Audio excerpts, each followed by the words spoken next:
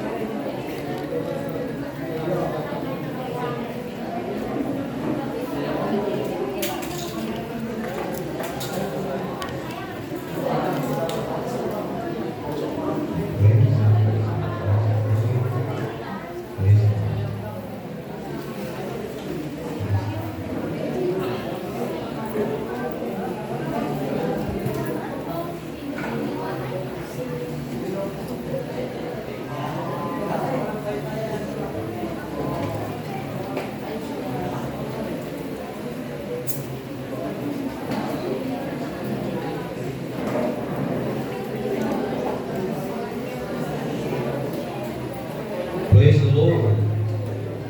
Hello. Nandiyan ba kayo? When I say praise the Lord, shout hallelujah. Hallelujah. Praise the Lord. Hallelujah. Praise the Lord. Hallelujah. Praise the Lord. Hallelujah. Praise the Lord.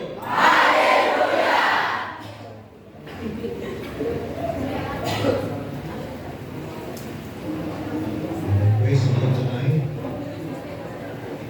for His blessings, for His goodness, for His saving grace, sustaining grace, transforming grace, and abounding grace. Our Lord God, the Father, our welcome God the Father, God the Son, and God the Holy Spirit. I'd like to welcome everyone tonight. May I request the elementary grade pupils to please stand. Meron ba? Elementary grade pupils. Meron? Parang meron yung my granddaughter here. Nasa si Sophia yun. May kasama pa siya elementary grade pupils. Okay? Let's clap for them. Okay. Please take this. Junior high school students, please stand.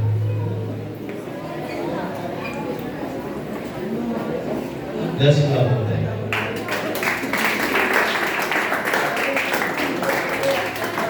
Thank you. Senior high school students, please stand. And let's clap for them.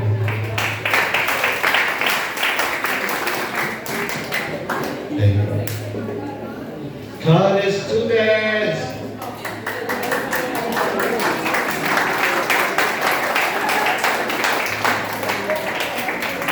Thank you. Please. Professional workers. Meron ba? Yung meron ng trabaho. Si Ma'am Rachel. Isa ka ron, si Ma'am Minus. Alright.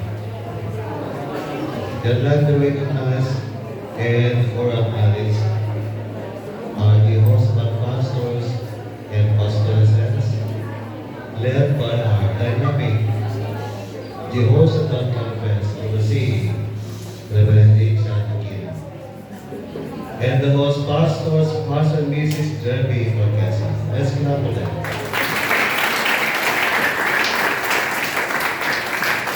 And the members of Pangawan BMC, let's clap for them. The different working committees of this youth convention, let's clap for them. And of course, the leading officials of the youth. Let's clap for them. Thank you. Thank you. Thank you. And thank you for inviting me to be here, to be a speaker in this revival night and or awakening night. Please say the word. Awakening. Awakening. Revival. Revival. You know what? There will be no revival without the Holy Spirit. So we need the Holy Spirit tonight. Sister Claire, please come here and join me as I sing. Come, Holy Spirit, I need you. Pastor Jefferson, please play the guitar for me.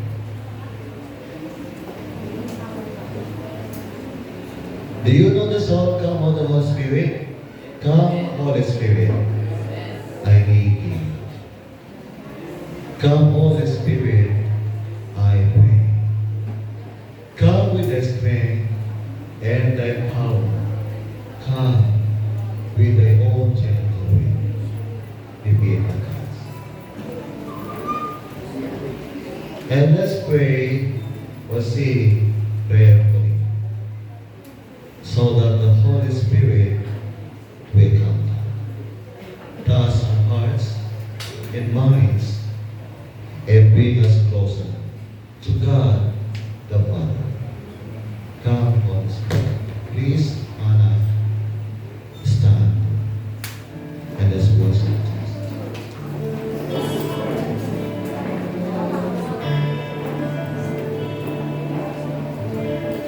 You may raise your hand as a welcome to Holy Spirit.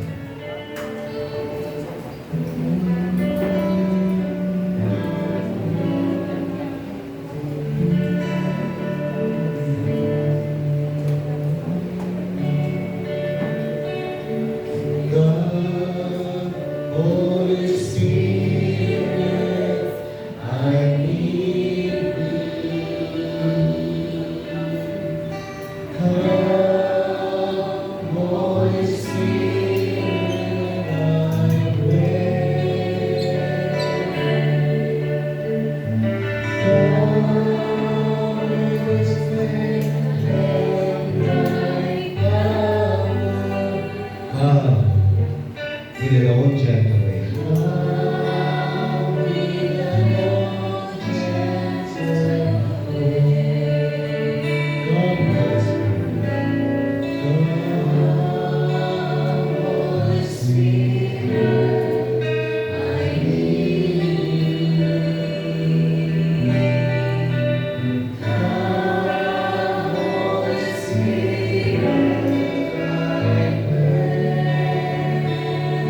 Come,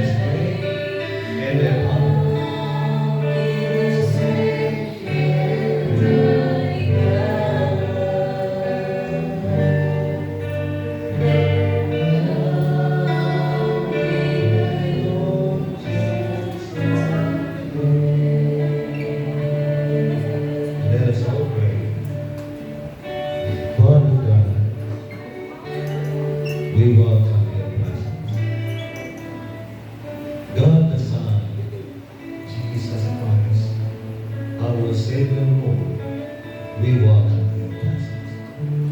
God the Holy Spirit, our comforter, teacher, and guide, Spirit of truth, Spirit of life, we welcome your presence. This is our revival night, and without you, Holy Spirit, there be no revival tonight. Holy Spirit, empower me, guide and use me tonight. Oh Lord Jesus Christ, I depend on you. Apart from you, I can do nothing.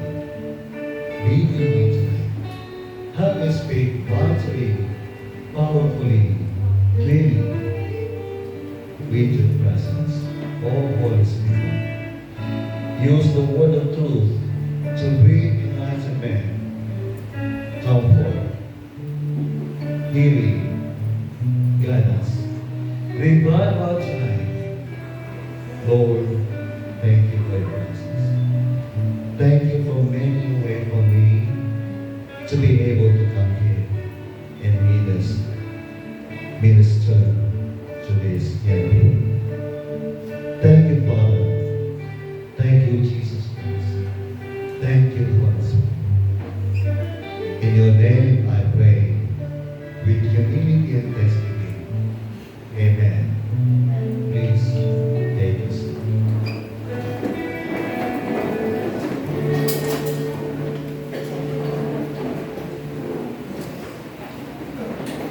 This is nostalgic for me. Why nostalgic? Because I remember my youth. I began attending youth convention when I was 13 years of age. First year, junior high school. 13, 14, 15, 16, 17, 18, 19. For 4 years, I attended youth convention. I have to be with you my good story about this video convention. But before that, please stand as we give honor to God's word. Tayo natin tumayo para sa pagpupugay, pagbibigay ng karangalan sa mga salita ng Diyos. Romans 6:12 through 14. Bible please. May video ba kayo? Parang wala naman. Sana naman nagdala ng video. Kasi we are called Bible Methodist Church. Dapat meron kayo video. Next time, we invite. Romans 6:12 through 14. I'll start with 12. Huwag na ninyong paghariin ang kasalanan sa inyong katawan may kamatayan, para hindi na ninyo sundin ang masasamang hilig. 13. Huwag na ninyong gamitin ang alimang bahagi ng inyong katawan sa paggawa ng kasalanan. Salib, ialam ninyo ang inyong sarili sa Diyos bilang mga tao binigyan ng bagong buhay. Ilaan ninyo sa Diyos ang inyong katawan sa paggawa ng kabutihan. 14. Sapagkat hindi na dapat maghari pa sa inyo ang kasalanan, dahil wala na kayo sa ilalim ng utusan, kundi sa ilalim ng biyaya ng Diyos. Amen. Amen. Praise God. If you believe what I read, say Amen. Amen. Thank you. Please take a seat. Ang nais kong sabihin sa ating lahat, mga anak, I'd like to ask you a question. Inaalam na ba ang iyong sarili kay Jesus Cristo?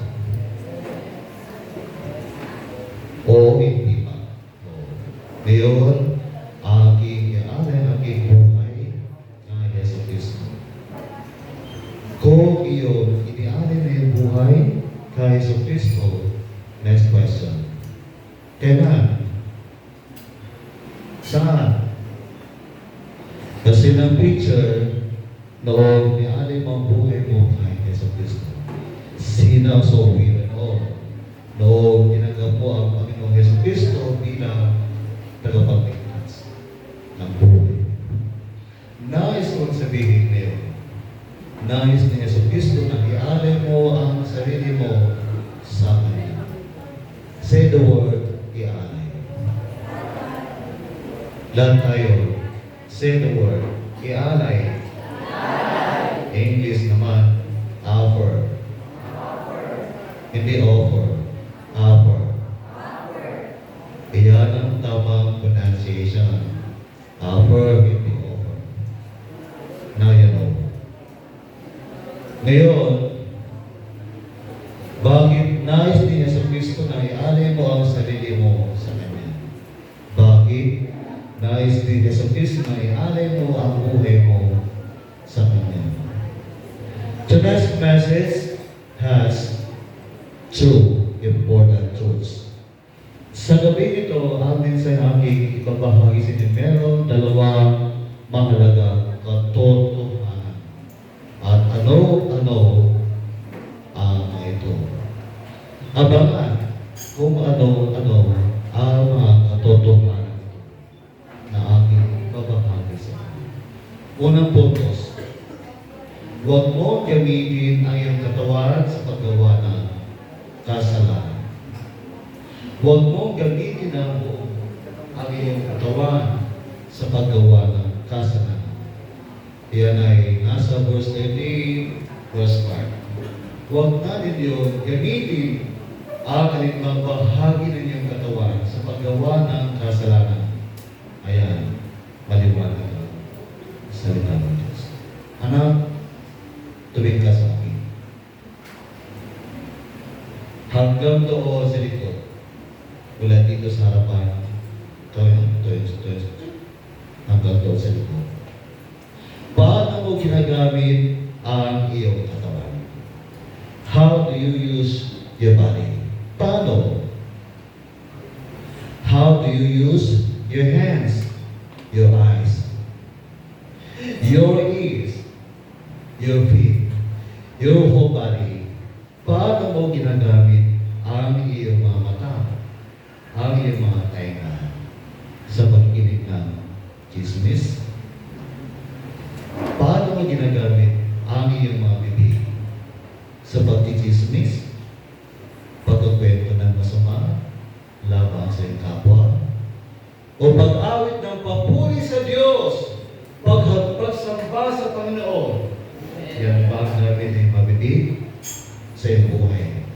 At paano mo ginagamit ang iyong mga kamay? These hands, I cannot raise my left hand because this is paralyzed. Due to my brain stroke, yung aking noo, please see, yan ay naliwa.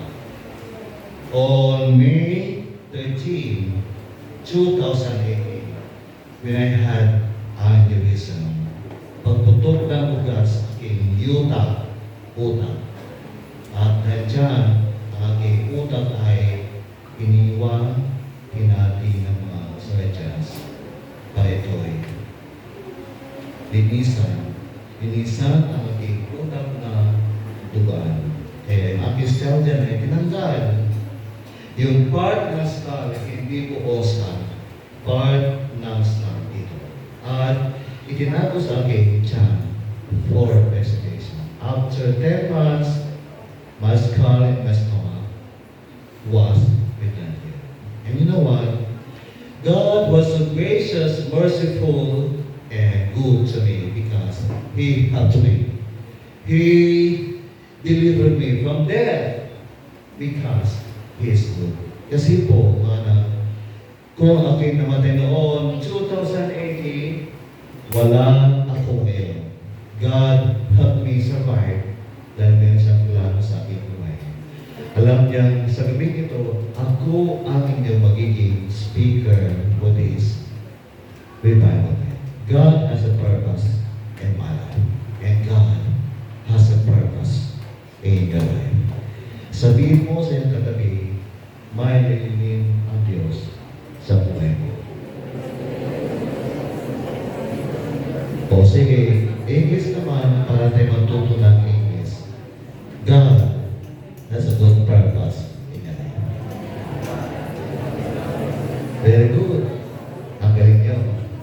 God has a good purpose in your life. Hindi lamang good, kundi beautiful. God has a beautiful purpose in your life.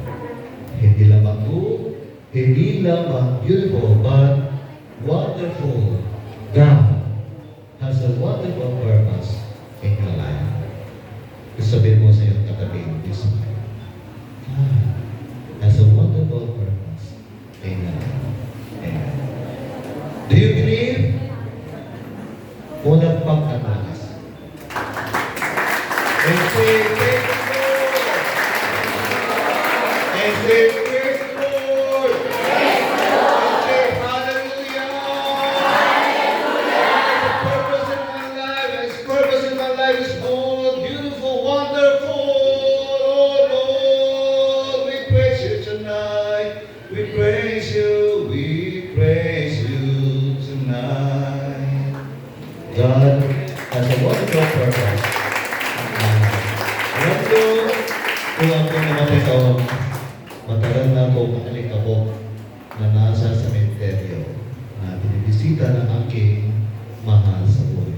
Every October 31 and November 1 and or 2. But God has a wonderful purpose in my life. To be a speaker tonight. To be a revival speaker tonight. To be a blessing tonight. To be an instrument of blessing tonight. To be a channel of blessing tonight. God is good to me, to you, to all of us. Hallelujah! Praise the Lord! Panapakan natin ang Diyos. Amen. Maraming salamat sa inyo. Alam niyo, ang gandang magsalita rito kasi kayo ay nakasmile. Stay smiling manner, keep smiling para aking smile. Kasi ang disappointment, frustration na sa speaker ay kapag ang mga nakikinig ay nakasimangon. Pero kapag sila nakasmile, we are inspired. Truly, we are inspired. And I inspired tonight because you have a beautiful face and you have a beautiful smile. I am blessed tonight. Ngayon, alam ng Diyos, anak ko, kung paano mo ginagamit ang iyong katawan. Alam ng Diyos, anak. Kung paano mo ginagamit ang iyong katawan, ang iyong mga mata, ang iyong mga kamay, ang iyong mga tainga, ang iyong mga paa sa loob ng kwarto, sa tahanan, sa CR, sa bukid, sa school, sa palengke, kaya saan. Alam ng Diyos kung paano mo ginagamit ang iyong buhay, ang iyong katawan. If you have your Bible, please turn on Proverbs 15:3. Ito na. Wikang Pilipino. Magandang balita Biblia ang Tagalog. Ang paningin ni Yahweh ay nakatuon. Ano yun? Nakatuon. Nakapatas. Sa lahat na lugar. Sa lahat na lugar. Sa pinasalita, lahat. Sabihin, lahat. Tapos, ihaba ang lahat. Make it low. Lahat ng lugar sa kwarto mo, paano mo ginagamit ang iyong mga kamay? Mga mata. Kapag walang nakakita sa'yo, kapag walang nakakita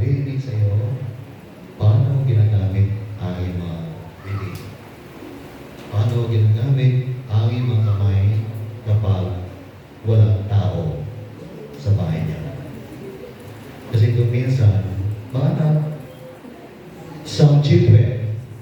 Some sons and daughters are happy because wala si nanay, wala si papa, wala si daddy, wala si mommy. Yes! Walang tao, kaya I can do what I want to do. Sabi ng isang kabataan. Kasi wala magbabantay sa kanya. Walang makakakita sa iyo. Kaya you can do anything you want. Pero alam nyo, may malaking CCTV doon sa langit. Ang mga mata ng Panginoon Diyos. Alright. English. The eyes of the Lord are everywhere, keeping watch on the wicked and good. So wicked, masama. Nakikita ng Ama sa langit, good, mabuti. Nakikita ng Diyos. Ano man ang iyong ginawa, nakita ka ng Diyos. Kung mabuti ang iyong ginawa, nakita ka ng Ama. Ano man ang iyong sinabi, narinig ka ng Ama. Ano man ang iyong pinakinggan, nakita ka ng Ama.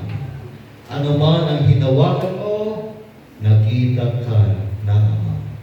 During examination, nakita ka ng Ama. Kasi na sa inyo, nasubukan, mamopya sa katabi. Alam nyo, when I was high school, hindi ko naranasan mamopya. Dahil ako ang pinagpupopyahan ng aking mga kaklase. Ako yung pinagpupopyahan. Sabi nila, William Moore, pakopya naman. Pero the more na tinatakpan ko ang aking papel, kasi ang aming teacher ay cover your paper. Sabi niya kasi, hindi cover, baka pa may deduction ako sa aking grade kapag aking binuksan. Nakita niya, ako'y nagpapakopya. Diba? Tuminsan tayo'y natutukso ang kopya. Lumalaki ang ating mga mata kahit singkit. Singkit ako. Pero kapag kumopya yan, ako walang sagot. Lumalaki ang yan. Alam mo yun, paso na ko noon, mga ano siguro, 3 years ago, I was invited to officiate a child baptism o child dedication. Sa wikang Pilipino yan ay binyag ng isang bata. At kung ay pumasok sa isang bibig, sa isang social hall sa Villasis Elementary School, Central Elementary School. Sino ang taga roon? Villasis. Palakpak mo din. Alam niyo yung Villasis Central School, meron doon social hall. Doon naganap ang child dedication. Pagpasok ko roon, meron tukso. Ano yun? Meron talaga sa aking harapan na hangin ang kanyang blouse. Ano yung hanging blouse? Yung blouse niya ay kulang ang length. Why? Kasi yung kanyang pusod, makikita. Kaya yung blouse na naging ganito, ibabati, uon, ipapaya. Kaya, no, nalugong ang lalaki, si Ripple. Yes, Jai. So, una, utukso. Hindi, ganun ang prayer ko. Kundi, Lord, tulungan mo akong layaan ang tukso. So, I close my eyes. That was prayer ko. Lord, tulungan mo akong labanan ang tukso ito. After praying, I opened my eyes. Pagbukas ng aking mata, yung babae yun ay naroon pa rin. Hindi pa siya lumayo. Kaya ano aking ginawa? Ganito ang aking ginawa, mga anak. Ako'y tumalikod sa kanya. pagbalik ko sa aking posisyon, nandun pa rin siya. So, I changed my position. Hanggang sa siya na ang lumayo. Because I have been praying that time. Iyon, mga anak, ang dapat natin gawin. Lumayo sa tukso. Iwasan ang tukso. Gamitin natin ang ating mga mata sa tamang paraan. Hindi gamitin sa masamang paraan. When someone is not looking at you in your role, ano ang iyong pinanonood, anak? Habang hawak mo ang iyong cellphone, ano ang pinanonood mo? Ano yung pinanonood sa YouTube? Walang nakakita sa'yo. Sa TV, ano ang pinanonood mo doon sa labas? Walang nakakita sa'yo. Ano? Ano? Ano? Ano? Anak. Alam ng Diyos kung ano ang iyong tinignan.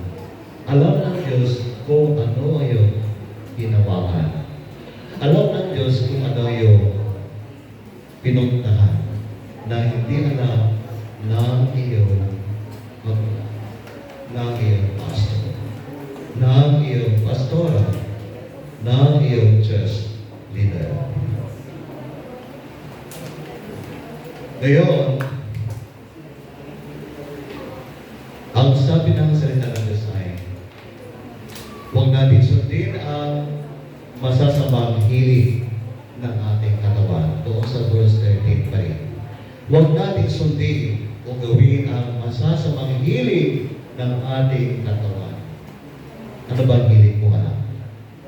Anong hilig mo? Anong hilig mo? Yung gusto mong ginagawa. Yun ang hilig mo. Siyempre, tayo lahat ang mag-cellphone. So kahit mayroong picture, tayo pa rin ay nag-CCT, nag-chat-chat. Dahil yan ang hilig natin.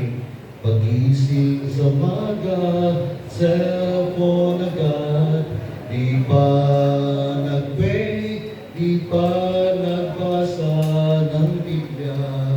Kasi, hilig natin gumamit ng cellphone.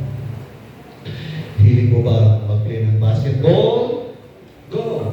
Walang masama yan. Anong hilig mo? Pero kung ang hilig mo ay masama, huwag mo nang gawin. Huwag mo na sundin ang hilig mo dahil yan ay masama sa harapan ng Diyos. When I was 10 years old, I discovered one thing na masarap. I was grade for 10 years old. That is because ang bagay na masarap. Na ma-discover ko ang masarap na yun. Halos araw-araw ay ginagawa ko yun. Kasi masarap. Masarap. Grade 5, itinaloy ko. Grade 6, itinaloy ko. First year high school, itinaloy ko. Second year high school, third year high school, fourth year high school, itinaloy ko. Ako noon ay church goer. Palagi nasa kapilya, nakikinig sa sermon ni pastor, nag-attend ng Sunday school, kumakanta, dumadalo sa church activities, youth convention, sumasali sa church choir ng mga young people. Pero ginagawa ko rin yun, masarap na yun. Yung hilig na yun ang aking katawan. Alam sabi ng salita ng Diyos, huwag nang sundin, huwag nang gawin. Ang hilig na yun sapagkat yun ay masama. Masama ang hilig mo. Walang masama kung ang hilig mo ay magbasa ng Biblia. Wow, ang ganda nun. Walang masama kung ang hilig mo ay mag-attend ng youth fellowships, youth confession, mag-attend ng Bible study, mag-attend ng prayer meeting. Iyon ay maganda. Pangalawang puntos, gamitin mo yung katawan para sa kaluwalhatian ni Kristo. Verse 13, last part. Ilalim niyo sa Diyos ang iyong katawan sa paggawa ng kabulihan upang magamit ang iyong katawan para sa kaluwalhatian ni Kristo. Iyon ang sabi ko. Gamitin mo yung katawan para sa glory ng Panginoon Diyos. Gamitin mo yung mga kamay para sa glory ng Panginoon Diyos. Amen. So dapat, during praise and worship, itaas ang mga kamay at magpuri sa Panginoong Hesus. Gamitin ang mga kamay para sa pagpupuri sa Panginoong Hesus. Gamitin ang katawan para sa pagsaway. Hindi pagsaway. Para sa magsayaw, sa harapan ng Panginoon, gamitin ang katawan. Ipadyak ang mga paa lumundag, para sa pagpupuri sa Panginoong Diyos. Ganyan ang gamit ng ating mga paa, mga kamay, mga bibig, sa pagpupuri sa Diyos. Mga na, may gusto sabihin ang Panginoong Diyos sa inyong buhay. God wants you to know this. And you will know what God wants you to know as I tell you my story. Ito na yung aking kwento.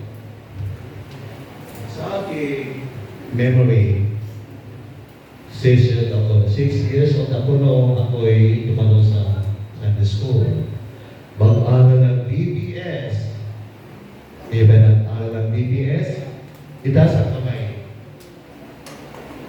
Wow, meron. Excited, di ba? Mag-aral ng BBS hanggang ako ay 4th year high school, ako ay always present sa kapitya. Mag-attend ng worship service. Pero hindi pa pala ako born again.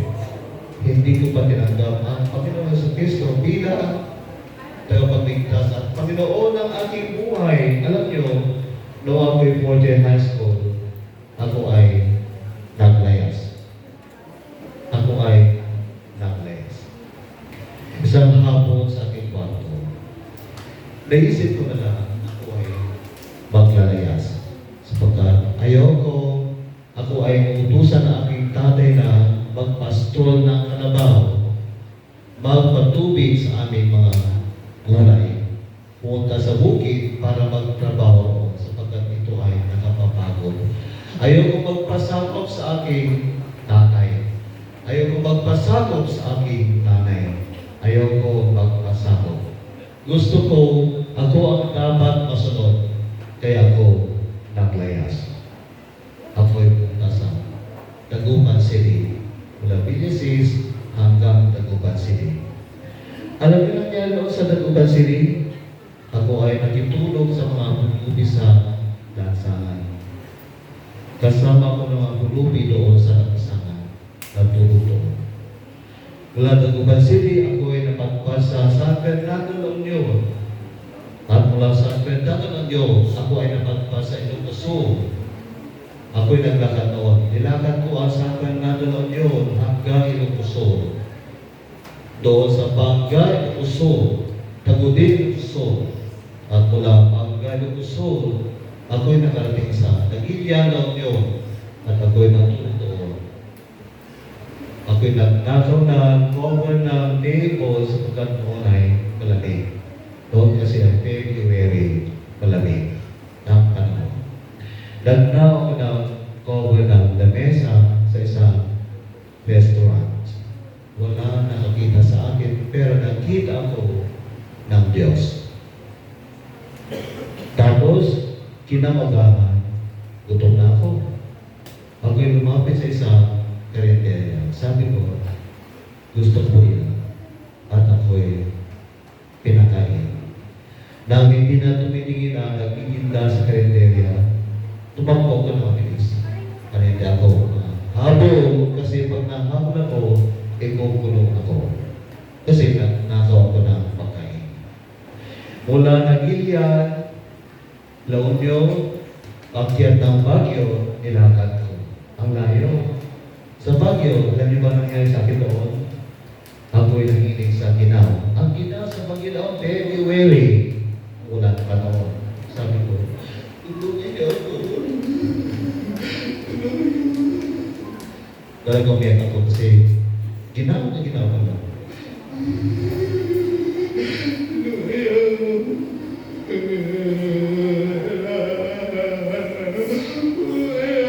Alam niyo, walang tumulong sa akin doon sa Baguio Market hanggang ginawa ka. Napasok ko ang Baguio City, Boracay, at Kapalukan ng po Baguio. Nang may magutom, ang pinaghanap ng ating pagkain,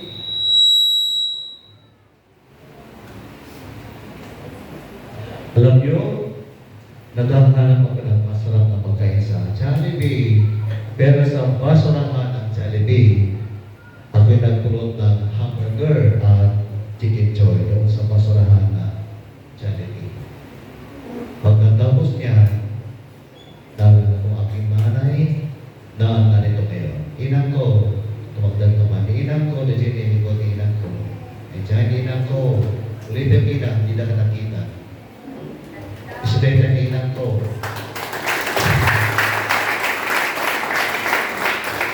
Amoy din na naging pwede, inang ko Linda, nagsangit ako na. Inang ko Linda.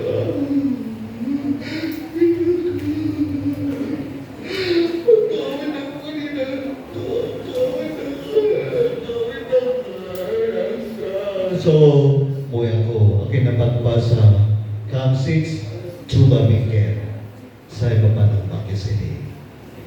Doon sa Camp 6, Chuba Minket, may nagpatuloy sa aking mag-asawa. At ako'y nila na lalaki doon sa bahay ng kapitan hanggang ako'y pinasama sa mga minero at doon ako pinatulong. Ako'y pinakain ng mag-asawa at doon ako nanatili na isang gabi. Alam niyo, doon mayroong lalaking lumapit sa akin. Sabi niya, gusto mo dalhin kita sa Baguio. Bibigyan kita ng trabaho. Opo. Sabi ko ka. Kasi alam niyo, isa sa parason kung bakit ko lumaya sa nais ko maghanap ng trabaho para mag-ipon ng pera, pero gagamitin sa pag-aaral sa kolehiyo.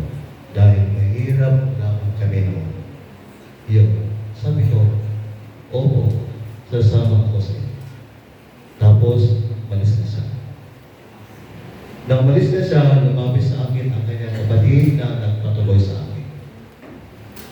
Anong sinabi niya? Anong sinabi niya? Ako rin ba yung pupunta sa Baguio? Sasama ako sa kanya. Alam niyo ba anong sinabi niya sa akin? Wag! Huwag kang sasama sa kanya. Alam mo, ang kapatid ko nila ay psychotic killer. Alam niyo ba yung psychotic killer? Baliw na mamamatay tao. Papatay ka niya. Marami na siyang pinatay na kakaya mo. Huwag kang sumama sa kanya.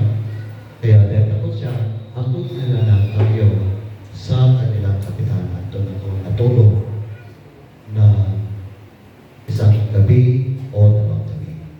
Hanggang kapitan ay nagabang ng malaking baso o Philippine Rabbit lumampas at nakikinakay. Pabalik sa Villa 6, nakauwi ako. Sa aking bahay, iyak na iyak ang aking nanahon, aking auntie, lolo, lola, lahat ng aking mga sa buhay.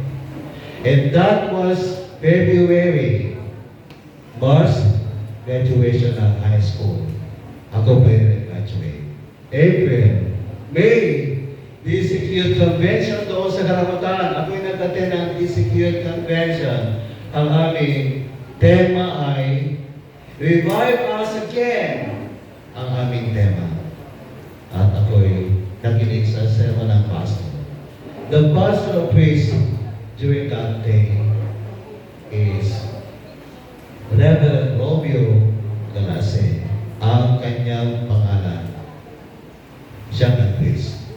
At sa kanyang preaching, sinabi niya, mga anak, mahal kayo ng Panginoong Jesus. Magsisi kayo sa inyong mga kasalanan. Ialin niyo yung buhay sa Panginoong Jesus. Ialin niyo yung buhay niyo ngayon sa Kanya. Hindi bukas, hindi sa susunod ng buwan, hindi sa susunod na taon, kundi ngayon na ialin niyo yung buhay niyo sa Panginoong Jesus, magsisi kayo sa inyong mga kasalanan, mahal kayo ng Panginoong Jesus. Ang altar ay nakahanda para sa inyo. Lumapit kayo dito sa harapan. Ako ay nandun sa gilid mo. Diyan sa kinalalagay mo. Anak ko, anak kaya tumayo ka dyan. Sige anak. Example lang. Doon ako nag-stay noon. Tapos, yung mga nasa harapan, sila naglakad papunta sa harapan para lumuhod, magdasal, magsisi sa kanilang mga kasalanan, tanggapin si Yesu Cristo bilang tagapagligtas at Panginoon ng kanilang buhay. Alam nyo, may pumila sa akin para dito sa harapan. Alam nyo kung sino yan? Ang Holy Spirit. Sabi niya kasi sa akin, bilyan mo, punta ka sa lahat at ialay mo ang buhay mo sa Yesu Cristo. Pagsisihan mo ang iyong mga kasalanan. Pasakot ka sa Panginoong Jesus. Ialay mo ang buhay mo sa Kanya. So ako'y naglakad papunta rito sa harapan. Iyak ako na iyak doon. Ako'y nandito sa harapan. Pinagsisihan ko ang aking mga kasalanan. Naalala ko aking pangkayas na ayaw ko magpasatop sa aking mga magulang. Dahil ako isang pasuway na anak. Disobedient ko noon. Ayaw ko mautusan. Sabi ko, biglang demonstration as I remember what I did.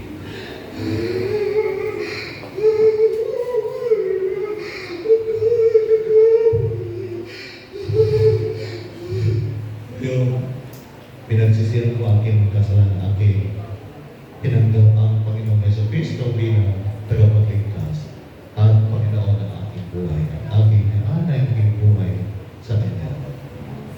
And that was May 23, 1986. May 23, 1986, in a district youth convention. After 2 days, kami punta sa Alto River sa Villasis, Pangasinan for our water baptism. Iyon ang simulin aking salvation, water baptism. Sino sa inyo tapos na manggap ng water baptism? Tumayo. Okay, yung hindi tumayo ay ibig sabihin na hindi pa tumanggap ng water baptism. Ang baptismo sa tubig na simbolo ng pagtanggap sa Panginoong Yesu Cristo bilang tagapagligtas at Panginoon ng buhay. Sabihin niya sa pastor niya na gusto niya na tumanggap ng baptismo sa tubig. Pag-uwiin niyo doon sa inyong churches. So yun. Tapos May, alam niyo, June, ako nag-enroll sa Bible School sa Karamutan. Villasis, Pangasinan, Bible Methodist College noon ang pangalan. Pero ngayon ang pangalan na Philippine Bible Methodist Shepherd's College Incorporated. Alam niyo, ang aking pangarap noon, maging wage announcer, ano pa? Newscaster, ano pa? News writer, ang aking pangarap noon. Ano pa? Teacher, ang aking pangarap noon. Pero alam niyo, may ibang pangarap ang Diyos para sa akin. Ang pangarap ng Diyos para sa akin ay maging pastor, Bible school teacher. Ang pangarap niya sa akin. Maging preacher, ang pangarap ng Diyos para sa akin. Mga anak, anong pangarap niyo sa akin? Mas maganda ang pangarap ng Diyos para sa inyo. Alam niyo, pagkatapos ko mag-aral ng pagiging pastor, ako rin ay naging university professor sa Urdaneta City University ng 10 years. Natupad pa rin ang aking pangarap pagkatapos ko maging pastor at preacher. Tinupad ng Diyos ang aking pangarap na maging announcer. Pero ibang aking sinasabi ang gospel, ang salita ng Diyos ang aking sinasabi sa mga tao. Amen. Praise the Lord. Mga anak, kailan kayo na born again? Alam Alam niyo ba kung kailan? Paano kayo naborn again? Ako'y naborn again noong May 23, 1986 na ako'y nanalig sa Panginoong Jesus na sa aking tagapagligtas. At Panginoon, na ako'y nanalig na ako'y minahal niya siya namatay sa krus na ako ay magsisi sa aking mga kasalanan. Tinanggap ko siya bilang Panginoon at tagapagligtas ng aking buhay. Alam niyo, hindi ka born again dahil kay anak ng pastor. Hindi. Hindi ka born again dahil kay churchgoer. Hindi. Hindi ka born again dahil kay marunong magbasa ng Biblia. Hindi. Hindi ka born again dahil kay drummer sa church. Hindi. Hindi ka born again dahil ikay praise and worship leader. Hindi. Hindi ka born again dahil ikay Sunday school teacher. Hindi. Ikaw ay born again dahil ikay nanalig sa Panginoon Yesu Cristo at ikay nagsisi sa iyong mga kasalanan. Tinanggap mo siya bilang tagapagligtas at Panginoon ng buhay. Isinuko mo ang buhay mo kay Jesus. Nagpasakot ka sa Kanya. Inialay mo ang iyong katawan sa Kanya. Mga anak, ialay niyo ang iyong sarili sa Panginoon Jesus. Magpagamit kayo sa Panginoon Jesus. Ipagamit ninyo yung utak, mga mata, mga bibig, mga tayo, mga kamay, mga paa, para sa paglilingkod sa Diyos. Pero una, isuko muna ninyo ang iyong buhay sa Kanya. Magpasakot kayo sa Kanya. Tanggapin sa Yesu Cristo bilang tagapagligtas at Panginoon ng iyong buhay. Tagay Katolik, Pastora Claire Lucena, to sing a song. Ngayon mga anak, kung nasa yung maranasan ang tunay na maging born again, pakinggan ninyo ang voice ng Holy Spirit. At kapag sinabi ng Holy Spirit na move forward, pumunta ka sa harapan, isuko mo ang buhay mo sa Panginoong Jesus. Pagsisihan mo ang iyong mga kasalanan. Tanggapin ko siya bilang tagapagligtas. At Panginoon ay buhay at ialay mo ang iyong sarili sa Kanya upang ikay paggamit na lubusan para sa Kanyang kaluwalhatian. Mga anak, mahalin bagay ng Panginoon Jesus. Ang ganda ng Kanyang plano sa inyong buhay. Kung inyong ialay ang buhay sa Kanya, tutulungan niya kayo matupad ang inyong pangarap sa buhay. Gusto niyo ba matupad ang inyong mga pangarap sa buhay? Mula sa lahat, isuko ninyo ang iyong buhay kay Jesus. Pagsisihan ninyo ang inyong mga kasalanan. Tanggapin si Jesus bilang tagapagligtas. At Panginoon ng iyong buhay, ialay ninyo ang buhay ng Diyos. Mga anak, tumayo kayo.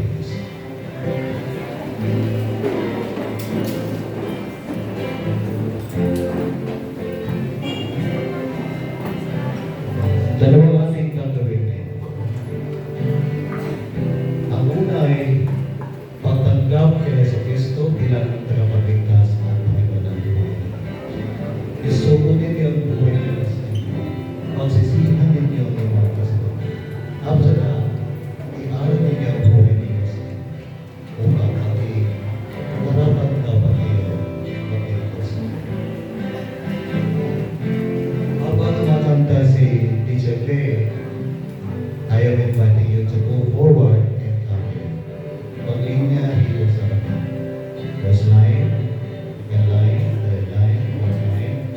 Yung mga hindi magkasya dito, dyan nasa gitna. Alright? Holy Spirit, welcome you. I cannot do this. Move in the hearts of this young man. While singing, si Teacher Clay, come forward. Oh, lumapit kayo dito sa harapan. Isuko ninyo ang buhay niyo sa Panginoong Jesus. Come on. Isuko mo ang buhay mo sa Panginoong Jesus. Come on. Come on. Holy Spirit, we miss your beauty of God. Okay, Pio. Come on.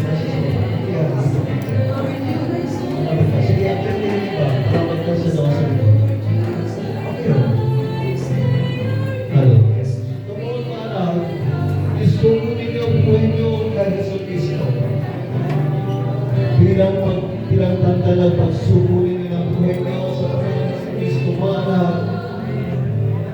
pag-itaas ang mga kamay.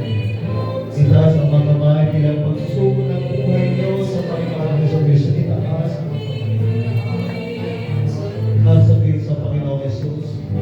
Panginoon Jesus, isinusuko mo ang aking buhay sa iyo. Isinusuko ko ang aking buhay sa iyo. Ako'y nanalangin na isipin mo ako na ikaw ay namatay sa Kalbaryo para sa aking mga pagsisihan ninyo yung mga kasalanan. Lord, tumingin ang tao sa Diyos. Magsisi kayo sa inyong mga kasalanan. Lahat tao sa puso. Kayo narinig ng Panginoon Jesus. Pagsisihan ninyo ang inyong mga kasalanan. Lahat ng inyong ginawa ay inyong pagsisihan. Amen. Mga anak, magdasal kayo. Magdasal. Kausapin ang Panginoon Jesus. Pagsisihan ninyo ang inyong mga kasalanan. Amen. Ngayon, anak, sumunod ka sa aking dasal para tagapi ang Panginoong Yesu Cristo. Sundin mo ang aking dasal ngayon. Panginoong Jesus, tinatanggap kita bilang tagapagligtas at Panginoon ng aking buhay. Inaalay ko ang aking katawan sa iyo. Nais ko maging ko sa iyo. Turuan mo ako sundin ang iyong kalooban sa aking buhay. Araw-araw. Amen. Sige mo na, stay there. Keep on praying. Keep on praying. And now, I'd like to ask you to kneel down. Lumuhod. Please, kneel down. Lumuhod tayo lahat. Ngayon. Di mo tunay na ikaw gamitin para sa paglumuhod. Kneel down. Lumuhod tayo. Ano ba rin yung edad niyo? Kayo man ay elementary, may pupils, junior high school, senior high school, college students. Sabihin mo sa Panginoon ng personal, hindi ko na susundin ang aking dasal. Sabihin mo sa Panginoon Jesus, Panginoon, iniaalay ko ang buhay ko sa iyo. Gamitin mo ang aking buhay para sa iyo, kaluhanin. Sabihin mo na sa Panginoong Yesu Cristo, nakikinig sa iyo, anak. Ialay mo ang buhay ko sa Panginoong Yesu Cristo, anak. Maglingkod ka sa Panginoong Yesu Cristo. Maglingkod ka sa iyo. Sige, anak, kausapin mo ang Panginoong Yesu Cristo.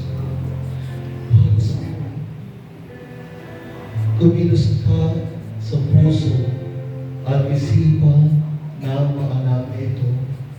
Sabihin mo sa kanila ang dapat nilang gawin.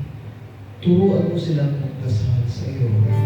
Turuan mo silang ilapit ang kanilang buhay sa inyo, Panginoon Jesus. Maraming salamat. Panginoong Jesus at Banal na Espiritu. Maraming salamat. Maraming salamat, Holy Spirit, sa inyong pagkilos sa amin. Maraming salamat.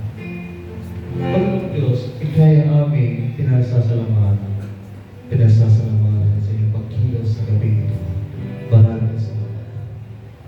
Thank you, Father, for having me tonight. Thank you for empowering me. Ako po, Panginoong Diyos, ay mahina physically, but you strengthen me. You empower me tonight. You bless me. You use me tonight as a channel of blessing. And Lord, thank you for blessing these young people. And keep on blessing them. Hallelujah. Thank you. In the name of the Father, and of the Son, and of the Holy Spirit, we pray. Amen. Mana, pwede na kayo wala sa iba po.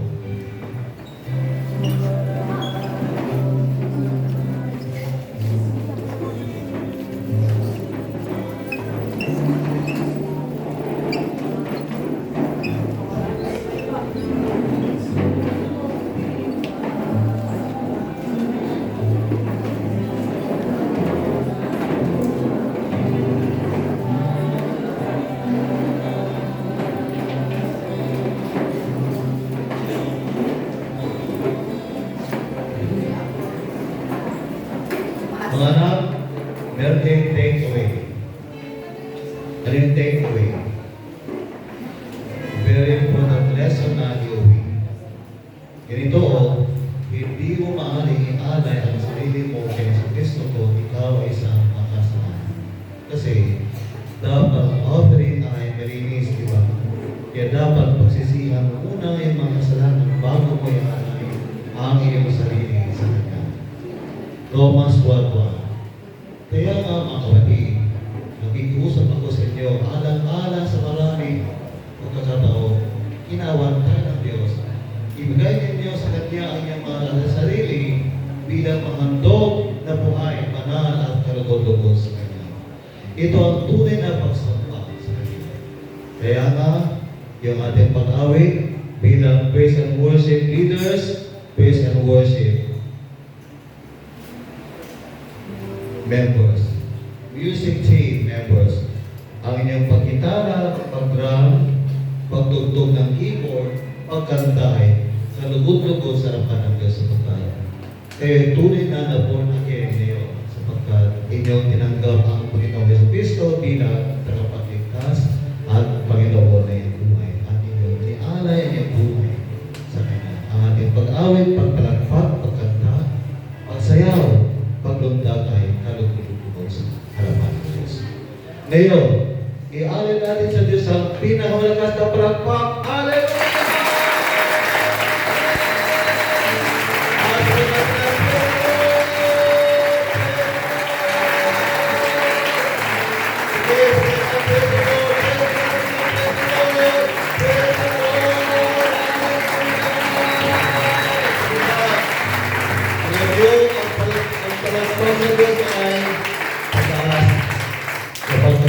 Mayor, ang palakpak ay sa tapat ng puso. Kapag mayor, tagawag, kapitan, dito sa tapat ng puso.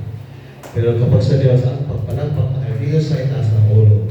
Kasi para sa Diyos, dalawang kamay ninyo. Palakpak para sa Diyos!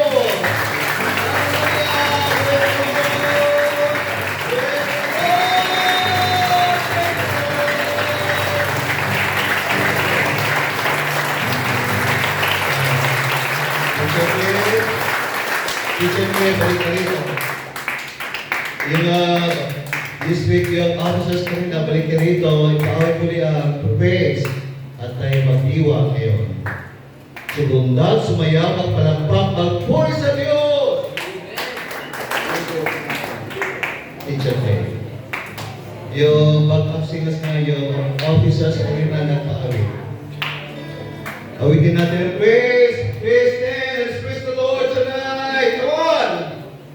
Let's clap our hands, dance before the Lord.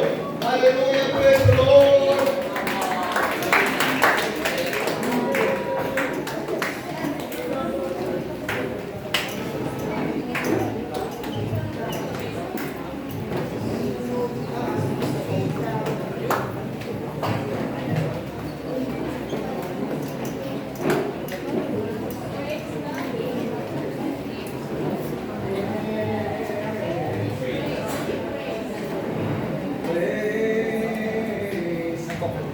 Okay? Sigaw ng praise the Lord! Praise the Lord! Ngayon, junior high school at senior high school students na nagsisigaw. Praise the Lord! Praise the Lord! Ngayon, college students na. Praise the Lord! Praise the Lord! Ngayon, professional workers na. Praise the Lord! Praise the Lord! Ngayon, elementary pupils. Praise the Lord! Ngayon tayong lahat. Praise the Lord! Praise the Lord! Hallelujah na napakalakas. Hallelujah! Hallelujah!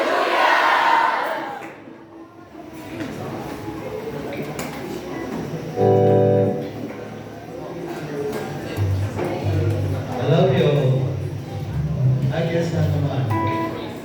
Huwag mo po kasi gusto ko maging komportable sa aking wheelchair. Pero I guess na naman. And I was not tonight. So, praise God.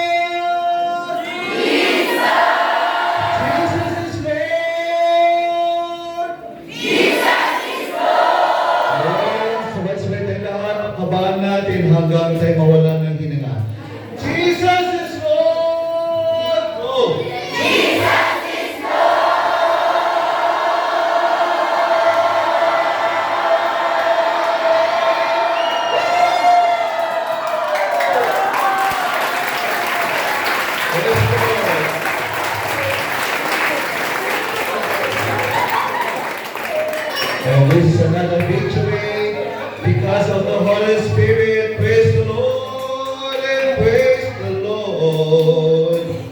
At bago po bumaba, recognize our friend, punang barangay, Roberto Bobot Damias Doroa, sapagkat kanina po ay ako ay kanyang nilapitan sa labas para ihag at batiin. Maraming salamat po ng barangay Roberto Damias Doroa sa inyong pagtanggap sa amin na masigla at may. And may God bless Pangawan PMC. Praise the Lord. Thank you, Manas, pagkakit sa Diyos, sa Holy Spirit. Salamat sa kanyang mga magagandang ngiti. Thank you and enjoy your night and enjoy tomorrow. Tomorrow, praise the Lord! Woo!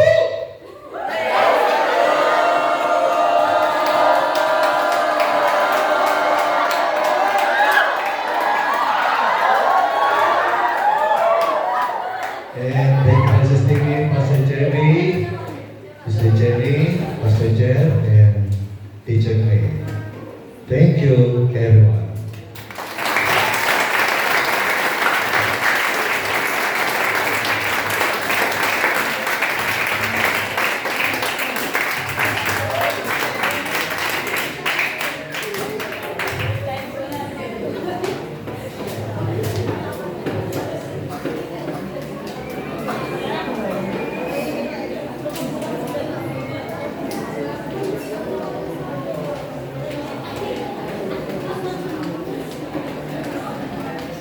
Kaya po Diyos, iti mapadayawan, iti dayjay nga kagkanta, ken sasaong nga excited, nangagan itatanga na bini. So, sino ang mga na-bless? So, lahat tayo ay super duper blessed ngayong gabi. Amen po ba? Okay, praise the Lord. So, praise the Lord. Amen.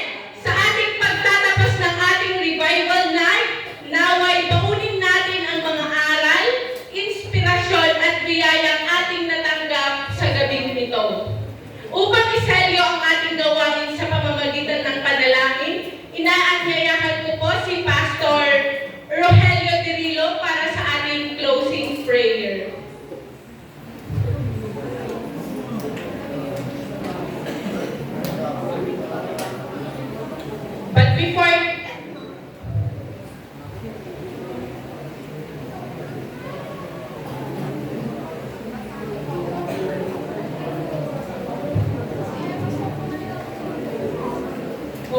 But before that, bago tayo mag-closing prayer, ibibigay muna natin ang Certificate of Appreciation.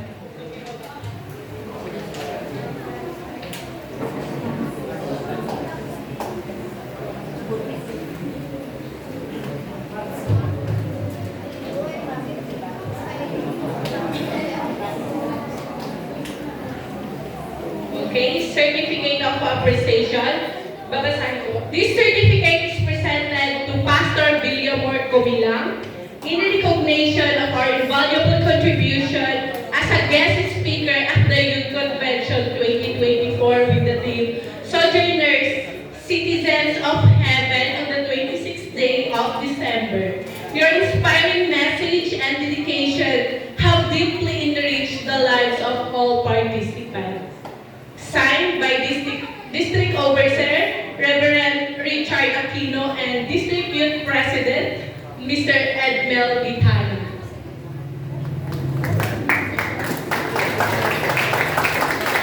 May I call Pastor Richard Aquino para sa ating picture team. Pati yung mga officers daw po, maaring punta na po kayo dito sa harapan. Youth officers.